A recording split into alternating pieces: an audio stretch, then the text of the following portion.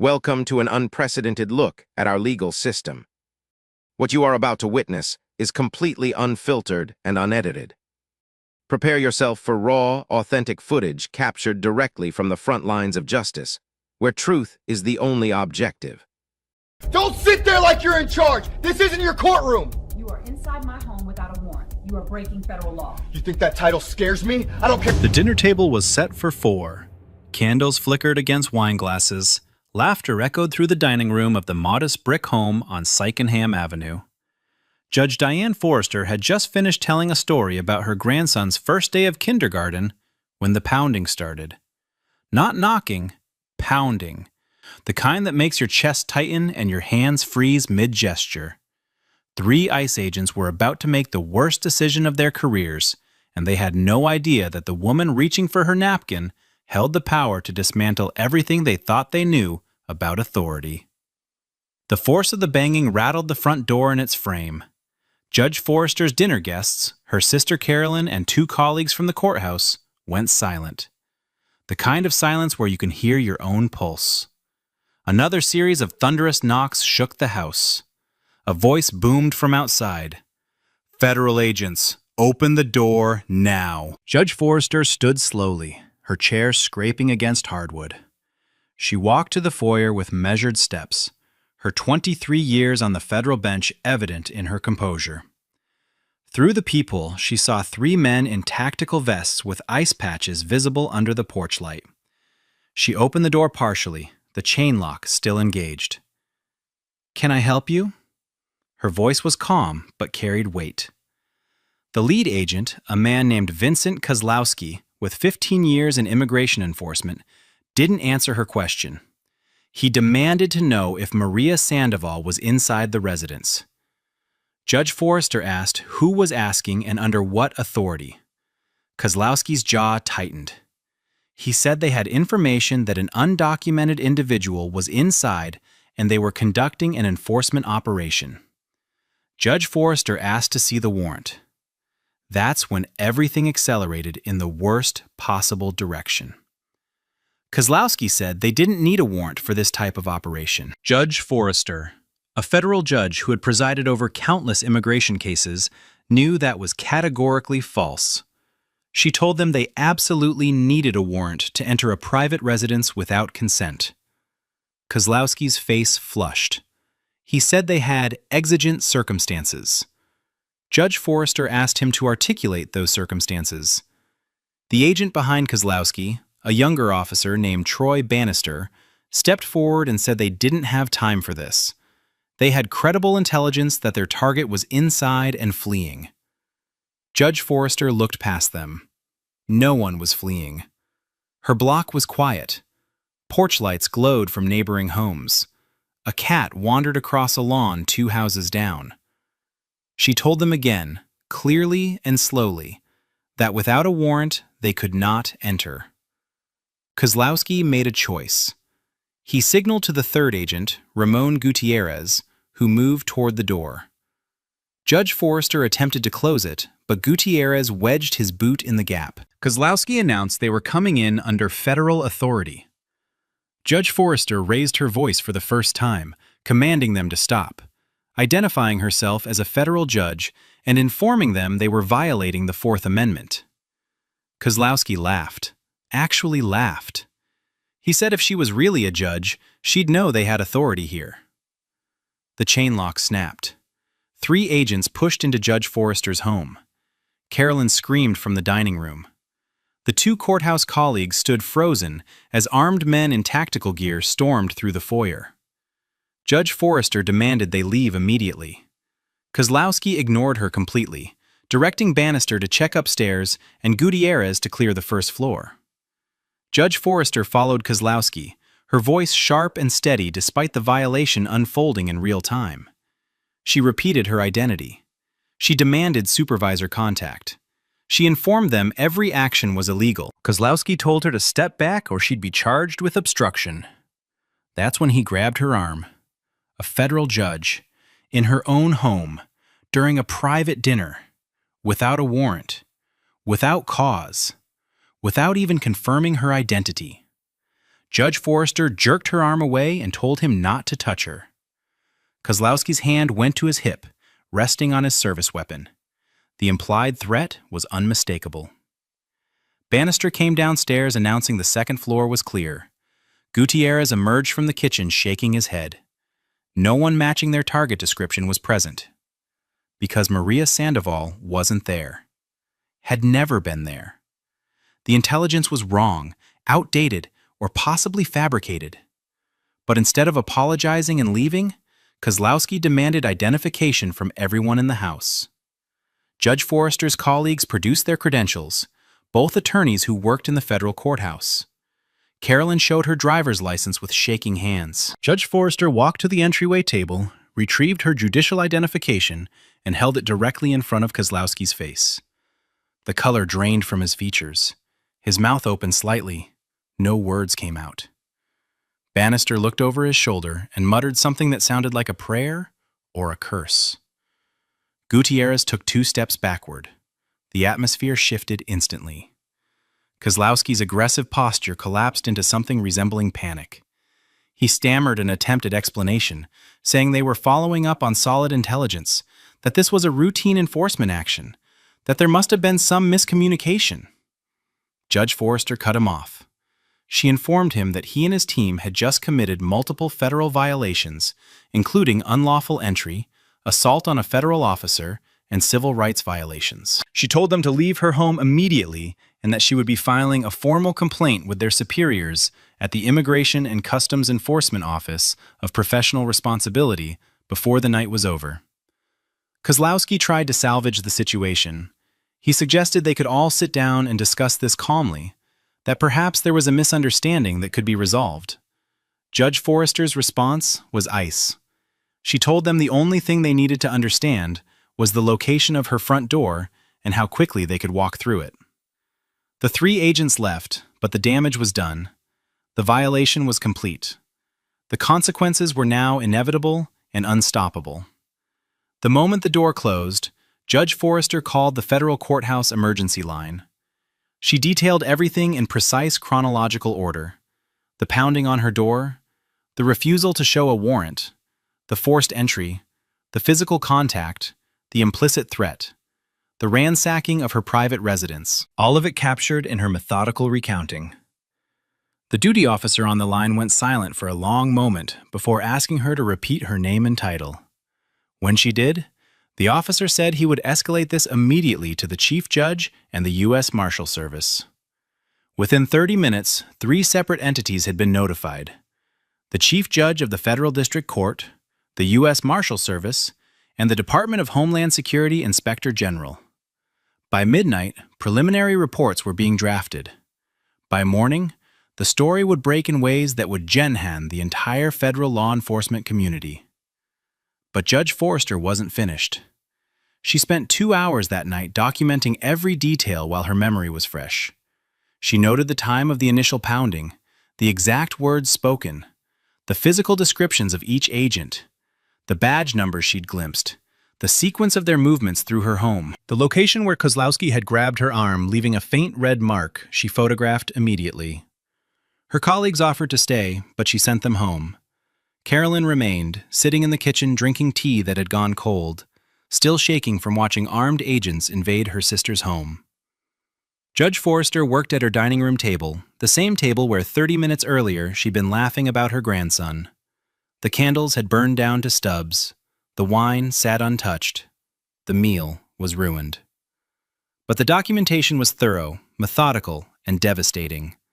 What Kozlowski, Bannister, and Gutierrez didn't know as they drove away from Sycamore Avenue that night was that they hadn't just violated procedure.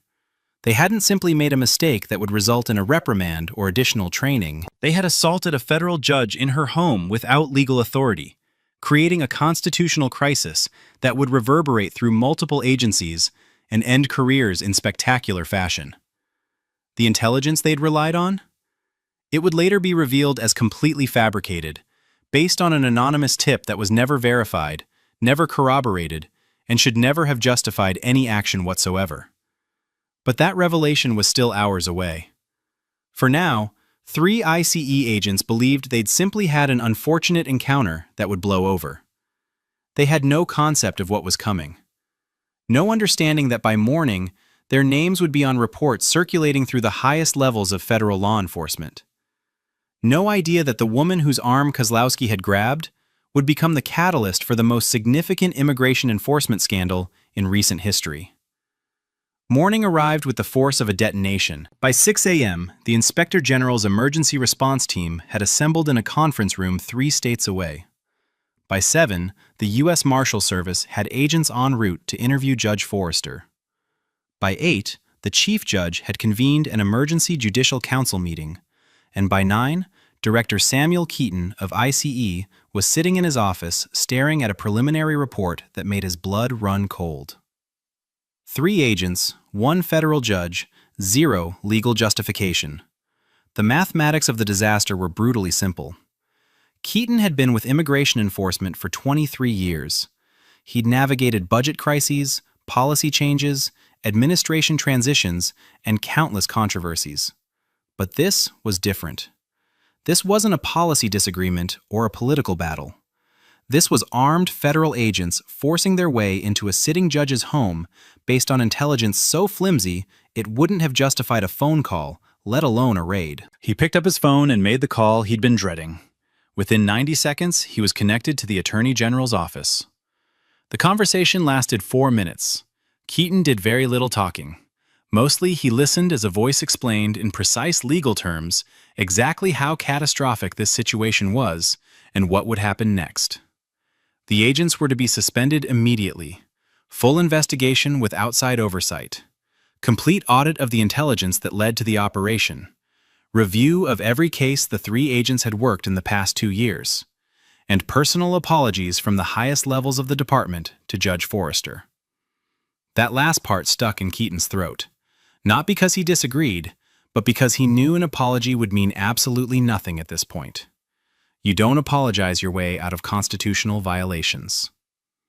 Across town, Kozlowski was eating breakfast when his phone rang. The voice on the other end told him to report to headquarters immediately and bring his badge and service weapon. No explanation, no discussion, just the order and a dial tone. Bannister got the same call while dropping his daughter at school.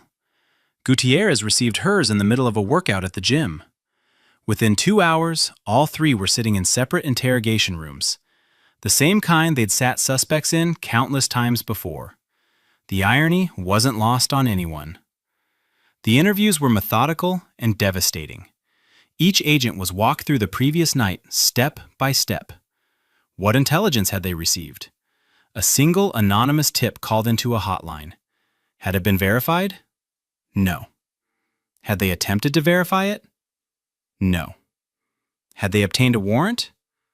No. Had they consulted with legal counsel before proceeding? No. Had they identified themselves properly at the door? Debatable. Had they forced entry after being denied? Yes. Had they made physical contact with the resident? Yes. The interviewer, a woman named Special Agent Victoria Rains from the Inspector General's office, had the kind of calm demeanor that made everything worse. She wasn't angry, she wasn't emotional. She simply documented each answer with the precision of someone building an airtight case. When Kozlowski tried to explain that the woman had been uncooperative, Rains stopped him mid-sentence. She slid a photograph across the table. It showed Judge Forrester in her judicial robes at a naturalization ceremony, swearing in new citizens. Kozlowski stared at it, his face draining of color as understanding finally crashed over him. Rains let the silence stretch. Then she asked if he'd bothered to run the address through any database before executing the operation. He hadn't. If he'd simply entered the street address into the federal property registry, it would have flagged immediately as a federal judge's residence, triggering automatic protocols that would have prevented everything that followed. But he hadn't checked. None of them had. They'd received a tip, made assumptions, and acted. Bannister's interview went similarly. Gutierrez's was worse because he'd been the one physically searching the home, rifling through personal belongings without legal authority. Rains asked him what he'd been looking for. He couldn't answer clearly because there had been no specific target, just a vague directive to find evidence of illegal presence. Evidence of illegal presence in the home of a woman born in Philadelphia who'd served as a federal prosecutor before being appointed to the bench. The absurdity would have been comedic if the consequences weren't so severe. By noon, all 3 agents were officially suspended without pay, pending the outcome of the investigation. Their credentials were confiscated, their access to systems revoked, their lockers cleared. 24 hours earlier, they'd been federal agents with authority and power. Now they were subjects of a criminal investigation, with lawyers telling them to remain silent. The media got wind of the story by early afternoon. The initial reports were careful, citing unnamed sources about an incident involving immigration enforcement and a federal official. But by evening, Judge Forrester's name was public. By the next morning, it was the lead story on every major news outlet. The details were explosive. Armed agents, no warrant, forced entry, physical contact. And the victim wasn't some random citizen, but a federal judge who dedicated her career to upholding the law they'd so spectacularly violated. Legal experts lined up to offer commentary, and their assessments were uniformly damning. Fourth Amendment violations, potential assault charges, civil rights violations, abuse of authority. The list went on. Several pointed out that if ordinary citizens had forced their way into someone's home, grabbed them, and ransacked their belongings, they'd be facing serious felony charges. The fact that these were federal agents made it worse, not better.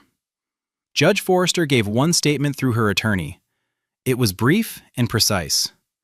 She expressed disappointment that agents of the federal government had violated the constitutional protections they'd sworn to uphold. She called for a thorough investigation and meaningful accountability. She noted that if this could happen to a federal judge, what was happening to ordinary citizens who lacked her resources and platform? That last line hit like a hammer, because everyone paying attention knew the answer. This wasn't an isolated incident. It was simply the one that happened to someone with the power to fight back. The political fallout was immediate. Congressional committees announced hearings. Immigration advocacy groups filed complaints. The Judicial Conference issued a statement of concern, and quietly, behind closed doors, officials began discussing settlement numbers that made budget officers wince. But the most significant development came from an unexpected direction. Other judges started coming forward. Not publicly, but through official channels. Reporting incidents where immigration enforcement had overstepped. Cases where warrants seemed questionable. Situations where agents had been overly aggressive. Suddenly, the floodgates opened, revealing a pattern that had been invisible when viewed as isolated incidents, but became undeniable when examined collectively. A task force was assembled within 48 hours of the initial incident. Its mandate was simple: review every immigration enforcement action in the district for the past 3 years. Look for patterns. Identify problematic practices. Recommend systemic changes. The preliminary findings were staggering. Hundreds of questionable stops, dozens of warrantless entries, multiple cases of mistaken identity. And woven through everything, a disturbing pattern of targeting that suggested bias wasn't just present, but endemic. Kozlowski, Bannister, and Gutierrez found themselves at the center of a scandal far larger than one botched operation. Their case files were being examined, their previous arrests questioned. Complaints that had been dismissed were being reopened.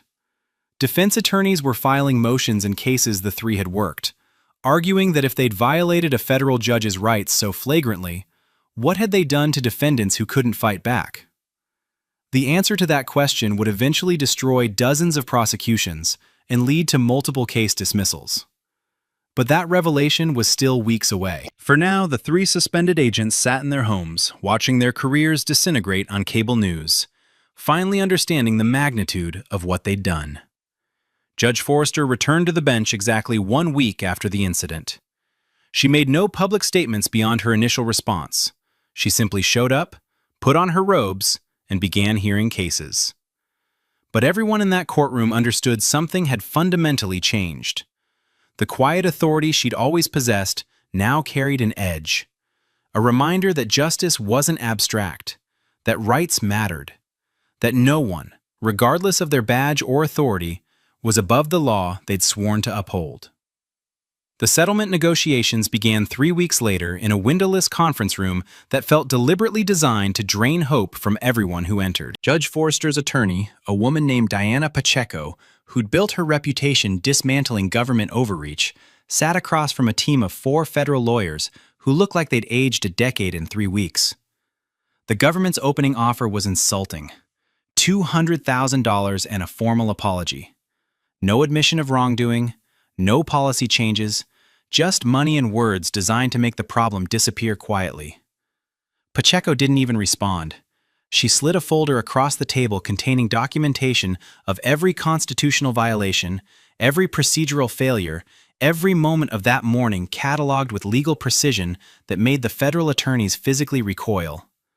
Then she stated Judge Forrester's terms: $7 million, public admission of constitutional violations, immediate termination of all 3 agents involved, comprehensive reform of immigration enforcement protocols, mandatory retraining for every agent in the district, and an independent monitor to oversee compliance for 5 years. The lead federal attorney, a man who'd spent his entire career defending government agencies, actually laughed. He said the terms were absurd, that no court would ever award such damages, that they'd see her at trial. Pacheco smiled. She said that was perfectly fine because discovery would be fascinating. She'd subpoena every operation those 3 agents had ever conducted, every arrest, every warrant application, every incident report. She'd depose their supervisors, their trainers, everyone who'd signed off on their methods. And she'd do it all in public proceedings, where journalists could attend and cameras could record. The laugh died, because everyone in that room suddenly understood what a trial would mean. Not just embarrassment, but exposure of systemic problems that went far beyond one judge's violated rights. The task force findings would become public record. Defense attorneys would use the information to challenge hundreds of cases. The entire enforcement apparatus would be scrutinized in ways that could cripple operations for years. 2 hours later, the government's position had shifted dramatically. $5 million, admission of procedural failures, termination of 2 agents, suspension for the 3rd. Some policy reforms, details to be negotiated. It was progress, but not enough. Judge Forrester had made clear she wasn't interested in symbolic gestures. She wanted structural change that would protect the next person who wasn't a federal judge and couldn't fight back. The negotiations continued for 6 more sessions over 4 weeks. Each meeting brought incremental movement as the federal team realized they weren't negotiating with someone who needed the money or feared the fight. They were dealing with someone who understood power, precedent, and exactly how much damage this case could inflict if it proceeded. The final settlement, reached on a Friday afternoon when everyone was exhausted and desperate to end this, exceeded even Pacheco's initial demands in some areas. $6.2 million.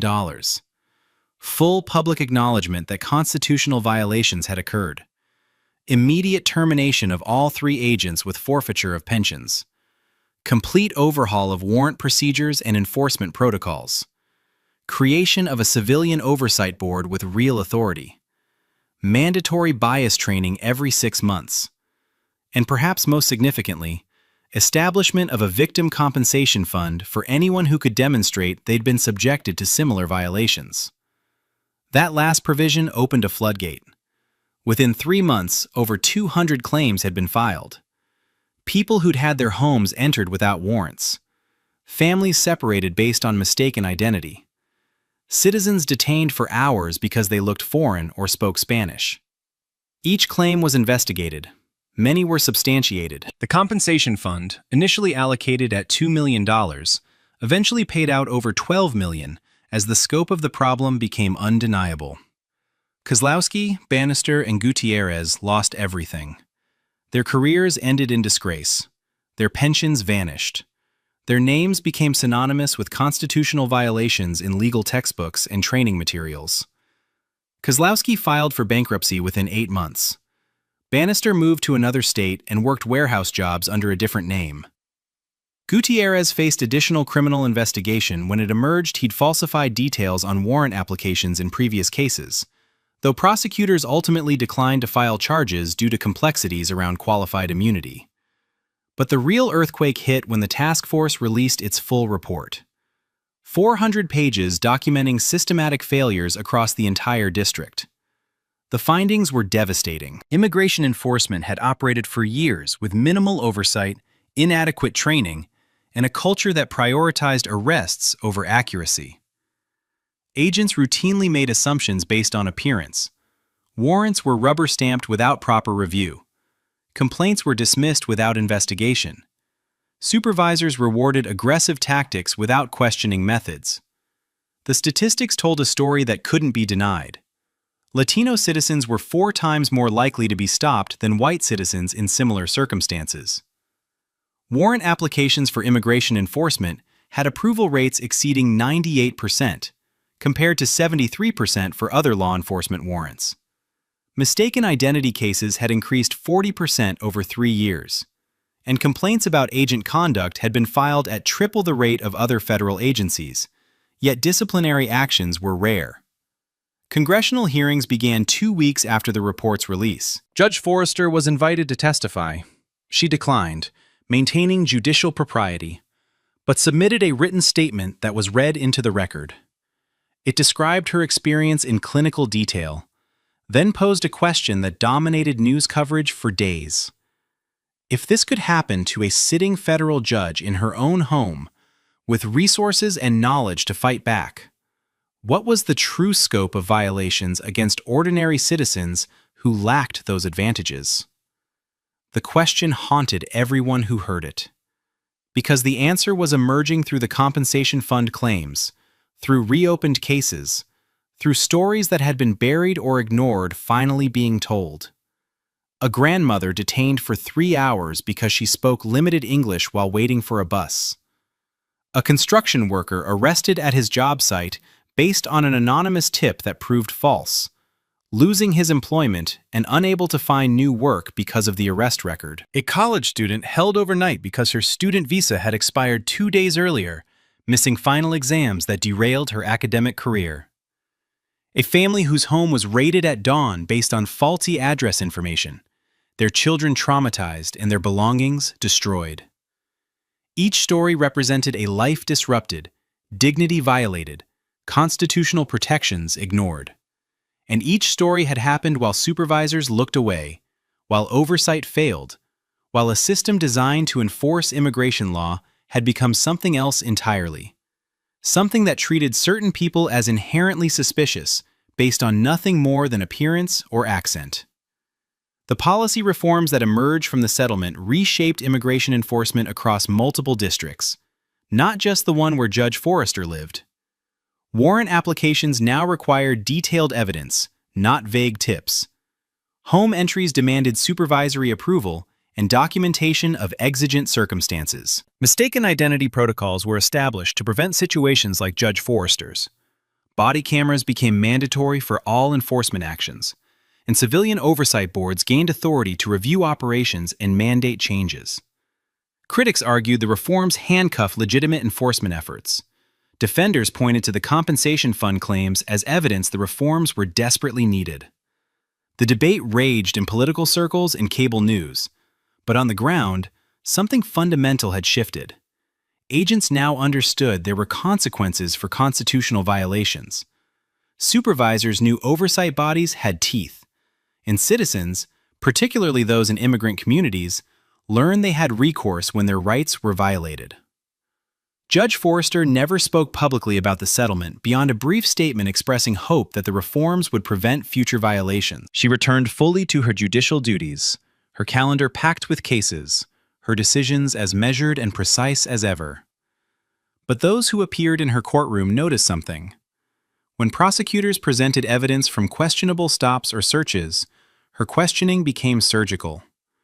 When defendants raised constitutional concerns, she listened with intensity that made attorneys on both sides nervous. When immigration status became relevant to a case, she demanded documentation and proper procedure with zero tolerance for shortcuts. She had become, without ever stating it explicitly, a living reminder that rights mattered and that violations carried costs far beyond immediate inconvenience. The transformation in her courtroom became a quiet revolution that lawyers learned to navigate carefully. Defense attorneys started citing her rulings in other jurisdictions, creating precedent that spread like ripples across legal waters. Prosecutors complained privately that she had become biased, that one bad experience had warped her judgment. But those complaints never gained traction because her decisions were legally sound, meticulously reasoned, impossible to successfully appeal. What they didn't understand was that Judge Forrester hadn't changed her legal philosophy. She had simply stopped assuming good faith where evidence suggested otherwise. She had stopped giving law enforcement the benefit of doubt when that benefit had been weaponized against citizens. She had learned firsthand that constitutional protections meant nothing if courts didn't enforce them vigorously. 3 years after the settlement, a case appeared on her docket that brought everything full circle. Immigration enforcement had detained a man outside a grocery store, claiming he matched a deportation warrant. The detention lasted 6 hours before they realized the warrant was for someone with a similar name but different birth date and physical description. The man sued for violation of his Fourth Amendment rights. The government moved to dismiss, arguing qualified immunity protected the agents from liability. Judge Forrester denied the motion in a 23-page opinion that became required reading in law schools. She systematically dismantled the qualified immunity defense, pointing out that clearly established law prohibited detentions based on name similarity alone. She noted that the agents had access to photographs, fingerprints, and detailed physical descriptions, but chose not to verify identity before depriving someone of liberty for 6 hours. She described the detention as not merely negligent, but deliberately indifferent to constitutional requirements. The opinion went further. She analyzed patterns in the agency's detention practices, noting statistical disparities that suggested targeting based on appearance rather than evidence. She cited the compensation fund data from her own settlement, showing this wasn't an isolated incident, but part of systemic problems. She concluded that qualified immunity couldn't shield agents who ignored obvious constitutional requirements in pursuit of enforcement efficiency. The government appealed immediately, but the appellate court affirmed her ruling in language that echoed her reasoning. The Supreme Court declined to review the case, letting the opinion stand. Within months, it was being cited nationwide, making it substantially harder for agents to hide behind qualified immunity after questionable detentions. But legal victories on paper didn't erase the human costs already inflicted. The compensation fund kept processing claims years after the settlement, each one documenting damage that money couldn't fully repair. A woman who lost her job after a 3-day detention based on mistaken identity and couldn't find equivalent employment afterward. A man whose children were placed in emergency foster care when he was detained, creating trauma that required years of therapy. A family whose immigration applications were denied because an unlawful detention created a false arrest record that authorities refused to expunge despite court orders. The fund administrators documented everything, creating a record that advocacy groups used to push for national policy changes. Congressional hearings featured testimony from claimants, their stories broadcast into homes across the country. Legislators who had previously defended aggressive enforcement tactics found themselves confronted with constituents who had been swept up in operations that violated basic rights. Proposed legislation emerged requiring warrant specificity, limiting pretextual stops, mandating verification procedures before detention, creating independent review of enforcement operations. The bills faced fierce opposition from those who claimed they would cripple border security and immigration enforcement. But the opposition couldn't explain away the compensation fund data, couldn't dismiss the federal judge who had experienced violation firsthand, couldn't ignore the mounting evidence of systemic abuse. Judge Forrester never testified at those hearings, maintaining her judicial role by staying out of legislative debates. But her settlement, and the reforms it generated, became the framework for proposed changes. Advocates cited her case as proof that no one was immune from enforcement overreach, that constitutional protections had eroded to dangerous levels, that systemic reform wasn't just necessary, but urgent. The agency that had raided her home underwent leadership changes, though officials insisted those changes were unrelated to the settlement. The new director implemented training programs emphasizing constitutional limits and individual rights. He created an internal review office with authority to investigate complaints and recommend disciplinary action. He established protocols requiring supervisory approval before home entries and verification procedures before detentions. Critics noted these were essentially the reforms mandated by Judge Forrester's settlement, just repackaged as internal initiatives. The director never acknowledged that connection publicly, but agents understood the message. The old approach had generated massive liability, destroyed careers, and created political backlash. The new approach prioritized doing enforcement work correctly over doing it quickly. Yet resistance persisted at ground level, where some agents viewed the reforms as obstacles rather than safeguards. Anonymous surveys revealed significant percentages believed constitutional restrictions made their jobs impossible, that oversight mechanisms were designed to punish rather than improve performance, that the settlement had empowered people who deserved scrutiny to avoid accountability. Those attitudes ensured that violations continued, though at reduced frequency and with greater consequences when discovered. The oversight boards established by the settlement investigated complaints aggressively, sustaining discipline that previous systems had dismissed. Agents learned that body camera footage would be reviewed, that supervisors would be questioned, that claims of good faith wouldn't automatically shield them from accountability. The cultural shift took years to solidify, resisted by those who preferred the old approach, where enforcement priorities trumped individual rights.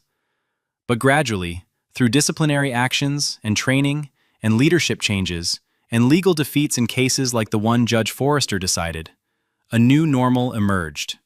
Not perfect, not without ongoing problems, but fundamentally different from what had existed before a federal judge experienced firsthand what countless others had endured without resources to fight back. Judge Forrester's career continued with distinction, her rulings respected even by those who disagreed with specific decisions.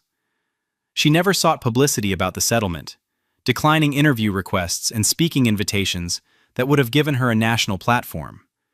She preferred to let her judicial work speak for itself, writing opinions that shaped law and protected rights without fanfare or self-promotion. But in immigrant communities, in civil rights organizations, in law school classrooms, her name carried weight beyond her judicial decisions. She represented something powerful, the idea that justice could prevail even against institutional indifference, that constitutional rights meant something, even when enforcing them was inconvenient, that one person with resources and determination could force systemic change that protected thousands of others. The settlement she negotiated created frameworks that spread to other jurisdictions, other agencies, other contexts where government power threatened individual liberty. Oversight boards using her model appeared in cities across the country. Training programs incorporated lessons from her case. Lawyers arguing against qualified immunity cited her opinions. Legislators crafting reform proposals used her settlement as a template. 5 years after agents burst through her door at dawn, Judge Forrester sat in her chambers reviewing case files, as always. Her routine restored, her life returned to the careful order she preferred. But outside those chambers, the impact of what she had endured and how she had responded continued spreading, protecting people who would never know her name, but benefited from the systems she had forced into existence. That legacy mattered more than any single ruling she would write, more than any case she would decide. It proved that accountability was possible, that constitutional protections had meaning, that violations carried costs beyond immediate inconvenience.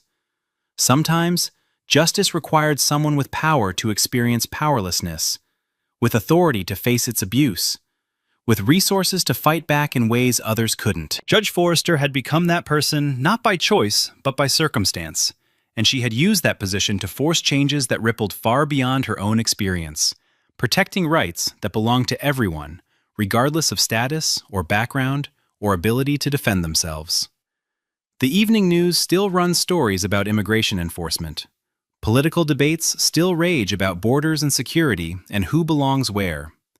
But in one federal courthouse, in courtrooms across the district, in oversight board meetings and training sessions and policy discussions, something fundamental has shifted. Because 3 agents made a catastrophic choice on a quiet residential street. Judge Diane Forrester never wanted to become a symbol. She wanted to eat dinner with her sister, laugh about her grandson, enjoy an ordinary evening in the home she'd worked her entire career to afford.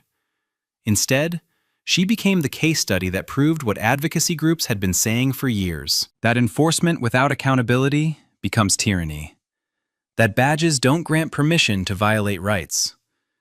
That power unchecked will always find vulnerable targets until someone forces consequences.